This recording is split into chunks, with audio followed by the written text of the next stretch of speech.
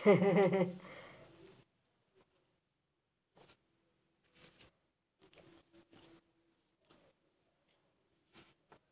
বুঝলেন?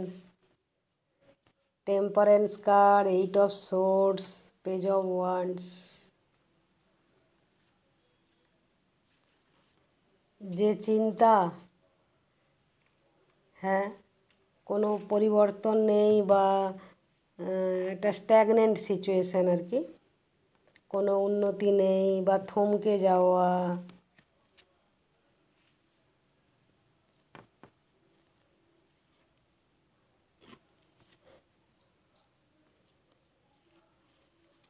চিন্তা মুক্ত থাকুন, প্রাণ খুলে প্রাণ ভরে বাঁচুন, ঠিক আছে?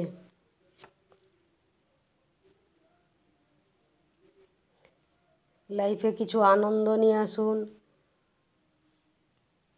একটা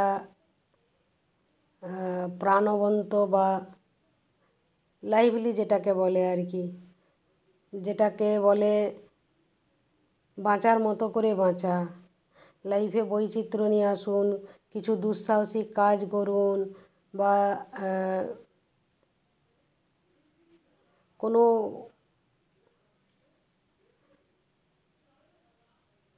মানে সৎ ভাব রাখা বা কোনো কিছু করতে ইচ্ছুক হওয়া বা প্যাশান, একটা মেনলি হাইলাইট হচ্ছে এই যে পেজ অফ ওয়ান্ডস থেকে প্যাশান নিয়ে আসুন লাইফে।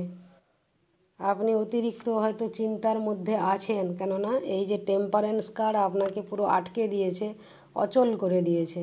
মানে সেটা আপনার নিজেকে, আপনার বিজনেস, আপনার জব, আপনার রিলেশনশিপ। দেখুন এখানে যেটা বলবো যে স্বামী বিবেকানন্দ, আমি যতটা স্টাডি করেছি 16-17 বছর বয়স থেকে কিন্তু ওনার ডায়াবেটিস ছিল, যেটা এখন টাইপ 1 ডায়াবেটিস বলা হয়, যেটা আমি এটাও পড়েছি যে বংশগত।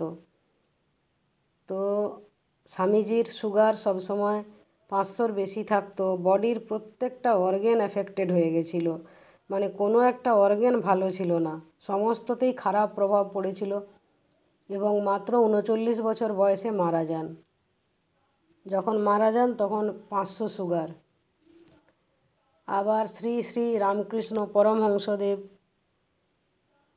50 বছর বয়সে ক্যান্সার। তো আপনি যতই স্পিরিচুয়াল লাইনেই থাকুন, জীবনে সমস্যা আসবে, বারে বারে আপনাকে পরীক্ষা দিতে হবে। এই যে গৌতম বুদ্ধাকে দেখছেন, কত লোকেই ঘৃণা করেছে, থুতু ফেলেছে, ইট পাথর ছুঁড়েছে, পাগলা হাতি ছেড়ে দিয়েছে, মারার প্রচেষ্টা করেছে। লাইফটা মানে এত সোজা নয় আর কি, হ্যাঁ, এত সোজা নয় লাইফটা। এই যেমন আমার কথাই বলছি, আমি যখন এই পথে এসেছি, আমি তো ডিভাইন কলেই এই পথে এসেছি। আমার এটা সোল মিশন, লাইফ পারপাস, আগেও বলেছি কোনো ভিডিওতে। তো আমি স্বপ্নেও ভাবিনি যে আমি কখনো এই ধরনের কাজ করব। আমার ফ্যামিলিতে কেউ কখনো ট্যারো রিডিং করেও নি। যখন আমি এই পথে এসেছিলাম সবাই অবাক, কিন্তু ডেস্টিনি খুঁজে নেয়, ডেস্টিনিতে যেটা থাকে সেটা করিয়ে নেয়, বুঝলেন? ফলে এই যে সাফারিং, এ ডেস্টিনিতে আছে। এবার এটাকে আপনি কিভাবে কত পজিটিভ ওয়েতে নিতে পারবেন সেটাই আপনার পরীক্ষা, বুঝলেন? কেননা আপনার হাতে কিছু তো নেই। শ্রীকৃষ্ণ ভগবান গীতাতে বলছে আমি সব করাচ্ছি, তাহলে আপনার হাতে কি আছে? কিছুই নেই। এই ভুল কর্মও আপনাকে সেই ঈশ্বর করাচ্ছে, তার যে উদ্দেশ্য, ভুল কর্ম করিয়ে সে কি শিক্ষা দেবে, কি শুধরাবে, হ্যাঁ? তো আমরা তো তার হাতের পুতুল। আর কিছু যখন আমাদের করার নেই, যেটা আমাদের ভাগ্যে আছে, লেখা হয়ে গেছে অলরেডি, লেখা হয়ে যায়। যেমন ধরুন না, আমি আমারই ব্যক্তিগত জীবন শেয়ার করছি। আমার জীবনের এমন কিছু মেজর ইভেন্ট যেগুলো আমি সেই 90-এর দশকে মানে 1990-91 সালে তখনই আমি স্বপ্ন দেখে নিয়েছিলাম।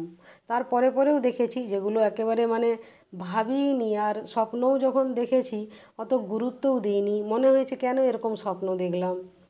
কিন্তু সেইগুলো পরে 100% আমার জীবনে ফলেছে।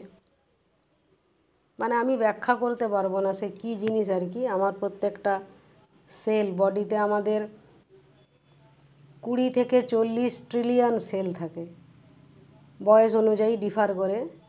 হ্যাঁ, 1 ট্রিলিয়ন মানে 12টা শূন্য যোগ করলে হয় আর কি ট্রিলিয়ন। সেরকম 20 থেকে 20-র সাথে আরও 12টা শূন্য, 40-এর সাথে আরও 12টা শূন্য দিলে ট্রিলিয়ন হচ্ছে। অত ট্রিলিয়ন কোষ থাকে বডিতে। তো পুরো কীভাবে যে মানে আমি সেল লেভেলে কীভাবে নড়ে উঠছে আর কি, সে কীভাবে বোঝাবো। মানে আমি অবাক হয়ে গেছি পরে যখন সেগুলো যে এই রিলেটেড সব আর কি, মানে স্পিরিচুয়াল যা কিছু আর কি আগেই আমাকে জানিয়ে দেওয়া হয়েছে যে এরকমটা তোমার লাইফে হবে।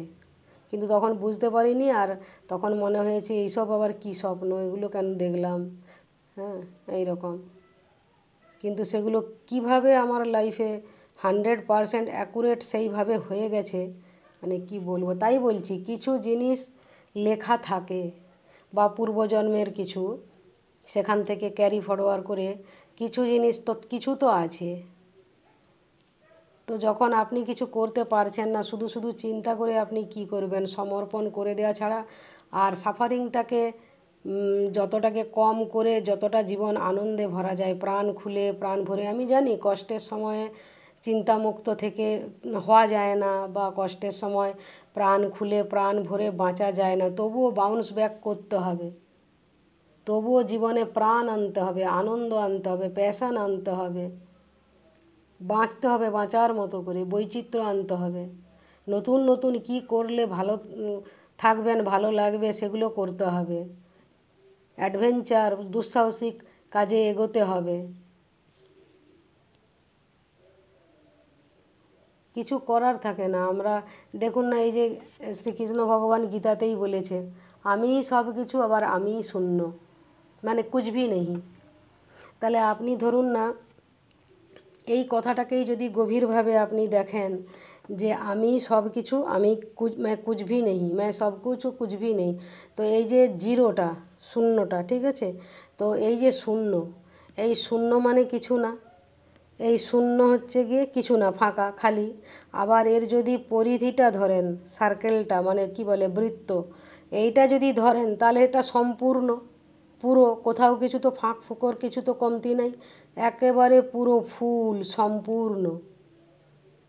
তাহলে मैं कुछ भी नहीं, জিরো, और मैं ही सब कुछ हूँ। তাহলে এটাকে নিজেকে দিয়ে ভাবুন কি मैं कुछ भी नहीं और मैं ही सब कुछ। মানে এগুলো সোল লেভেলের কথা বলছি, বেশি দূর আর যাব না সোল লেভেলের। আরেকটা এক্সাম্পল দিই, হয়তো বুঝতে সুবিধা হতে পারে। আমাদের 3টে অবস্থা, একটা হচ্ছে গভীর নিদ্রা, একটা হালকা নিদ্রা, অল্প অল্প ভাসা ঘুম যেটা বলি, আর একটা জেগে থাকা। এই যে গভীর নিদ্রার সময় আপনি তো একেবারে চিন্তামুক্ত থাকেন। ওই যে শূন্য মানেই শিব, ওই যে মহাশূন্য বা শূন্যতা, বা ওই যে মানে নাথিংনেস, যখন কোনো চিন্তাই নেই, আপনি তো গভীর নিদ্রায় তখন, ঠিক আছে। তো সেই রকমভাবে ভাবার চেষ্টা করুন যে ওই রকম স্টেট বা ওই রকম অবস্থা যতটা সম্ভব আনতে পারেন, একেবারে চিন্তামুক্ত। কেননা এছাড়া পথ নেই। হয়তো আবার চিন্তা হবে, আবার উঠে দাঁড়ান, আবার প্যাশান, আবার মানে কি বলবো, পেজ অফ ওয়ান্স ওটাই বলছে আর কি, মানে লাইভলি একদম একদম প্রাণ খুলে আনন্দ করে, মানে যেটা বাঁচা বলে আর কি। কেননা আমাদের হাতে যখন কিছু থাকে না, কিছু জিনিস যখন ডেস্টিনিতে লেখাই আছে হবে, তো সাফারিং, ভুগে কেঁদে, তো এইরকমভাবে লাইফটাকে সব নষ্ট না করে যতটা সম্ভব এই যে লাফ দিয়ে উঠে পড়ুন, ঠিক আছে। আমি আবারও বলছি, যখন কষ্ট চারিদিক থেকে ঘিরে ধরে এবং একসাথে হয়তো একাধিক কষ্ট, কোনটা ঠিক করবেন আর কোনটা ছাড়বেন। তো তখন ওই আনন্দ করে বাঁচা যায় না, প্রাণ খুলে প্রাণ ভরে বাঁচা যায় না, চিন্তামুক্ত থাকা যায় না, তবুও করতে হবে, কেননা অল্টারনেট রাস্তা নেই। আর পরীক্ষার মধ্যে দিয়েই সবাইকে যেতে হয় এমন নয় যে যারা আধ্যাত্মিক পথে আছে বা আছেন তাদের কোনো সাফারিং নেই বা তাদের পরীক্ষা দিতে হয় না। আমার নিজেরই কথা বলছি, যখন আমি ট্যারোতে এসেছি, ডিভাইন আমাকে ভালোভাবেই পরীক্ষা করে নিয়েছে, একেবারে তাপে গলিয়ে, সেই সোনা যেরকম গলিয়ে ডিজাইন করে যেমন সোনার অর্নামেন্ট সব বানানো হয়, সেরকম পুরো তাপে গলিয়েছে পরীক্ষা নিয়ে যে আমি এই কাজটা করার উপযুক্ত কিনা।